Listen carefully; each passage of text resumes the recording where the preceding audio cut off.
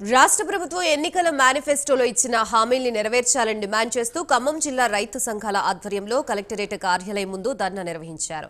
గత ప్రభుత్వం ఇచ్చిన రైతు బంధు 10,000 రూపాయలు కూడా ఈ ప్రభుత్వం ఇవ్వలేదని సిపిఎం జిల్లా కార్యదర్శి నున్న నాగేశ్వరరావు విమర్శించారు.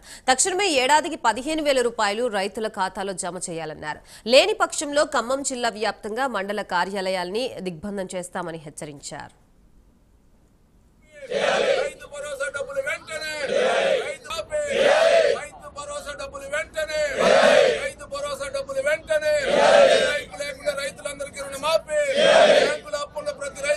రాష్ట్ర ప్రభుత్వం ఎలాంటి మినహాయింపు లేకుండా 2 లక్షల రూపాయలు రుణమాఫీ చేయాలని చెప్పి డిమాండ్ చేస్తూ తెలంగాణ రైతు సంఘం ఆధ్వర్యంలో ఖమ్మం జిల్లా కలెక్టరేట్ వద్ద రైతులు పెద్ద ఎత్తున ధర్నా నిర్వహించడం జరిగింది.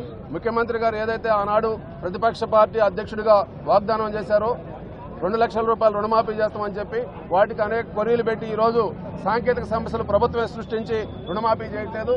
ఈరోజు రేషన్ కార్డు లేని వాళ్ళకి కుటుంబ నిర్ధారణ చేసిన వాళ్ళకి మాత్రమే మొన్న నవంబర్ 30వ తేదీ నాడు రైతు విజయోత్సవ సభలో ప్రజా సంబరాల సభలో 3,000 కోట్ల రూపాయలు విడుదల చేశారు. వాళ్ళకు కూడా ఆ జాబితాలో పేర్లు ఉన్న వాళ్ళకు కూడా ఇంతవరకు డబ్బులు జమ కానటువంటి పరిస్థితి ఉంది. ఆ జాబితా కూడా స్పష్టంగా రైతుల ధరికి చేరినటువంటిది ఉంది.